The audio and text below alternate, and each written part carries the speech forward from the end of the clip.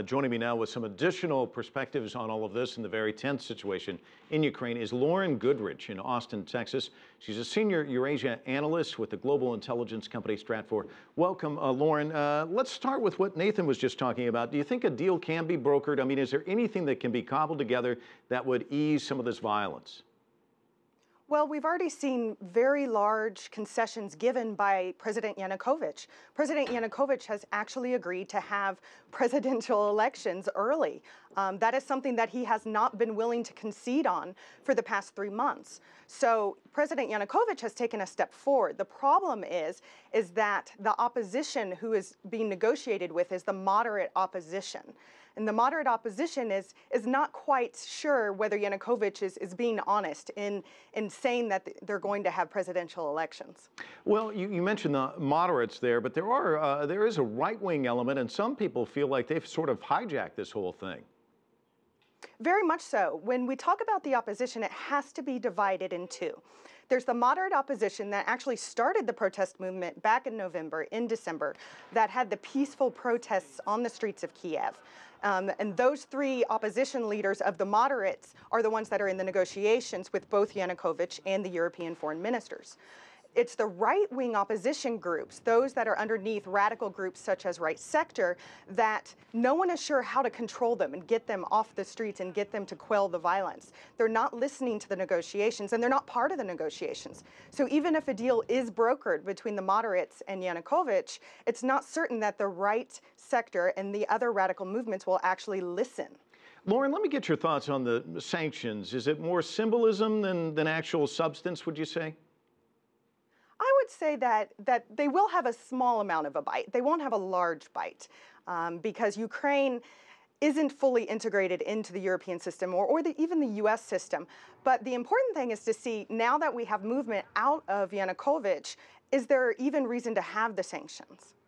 Well, and you mentioned the right-wing element, which seems to be the wild card in all of this. Is there a formula that you would yourself come up with, you think, that could be reached in terms of ending the violence? Or have we just kind of reached a tipping point where maybe it's impossible to turn back from this escalation in violence? Well, I think it's impossible to turn back from continued protests. Ukraine, being such a geographically divided country, is a country that just naturally will have protests. And that has been seen throughout history, 2004 protests, 2007 protests. And so the protest movements would be continued. It's the violence that no one has ever seen inside of Ukraine, and that's the uncertain part that no one has an answer to yet. Everyone seems to be framing this as a choice for this country of either choosing between the East and West, but even supporters of the aborted EU deal acknowledge that the proposal included high compliance costs for Kiev, which is struggling with default without any instant economic benefits. Putin, of course, sees that vacuum, comes in, dangles $15 billion. Now the EU is quick to move for sanctions, but couldn't they have done more before all of this kind of spiraled out of control? Theoretically, they could have done more. Russia has not only offered the $15 billion, Russia's buying up Ukraine's debt. And so there's a lot of economic moves that Russia's making because Russia knows that's the most important move right now. It's not on the political side, it's actually on the economic side because the Ukrainian economy is stagnating and declining so rapidly in the past year. So the economic card is Russia's best card at this moment. The EU could have actually offered money. However, the problem is that the EU is so indebted for its own members. To offer Ukraine the amount of money needed would have been unheard of. Lauren, as a person who watches Ukraine closely, you mentioned yourself there's been protests throughout time there without the violence. What do you think is the next step in all of this? Where do you see it going? As far as the next step, I would say that there are 4 different things we need to be watching. First, can the radicals be co-opted underneath the moderate opposition? That's the first step. We have no proof that this can actually happen, but that's the first step for what's next. Second, what's the future of Yanukovych? Yanukovych has offered presidential elections, which means he's offering up his job.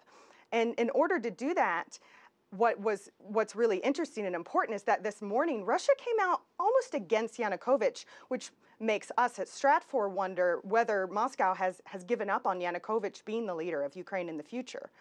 The third thing I would offer is that The western regions of Ukraine are rising up, not in the way that Kiev is rising up, but actually rising up for their own independence from Kiev, meaning they are trying to split the country because they do not believe that the future of Ukraine can be a unified future. So can Kiev actually co-opt those western regions back underneath their control?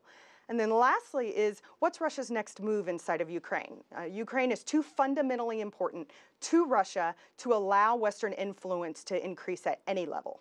A lot of moving parts. Lauren Goodrich, thanks so much for your observations. Lauren joining us from Austin, Texas.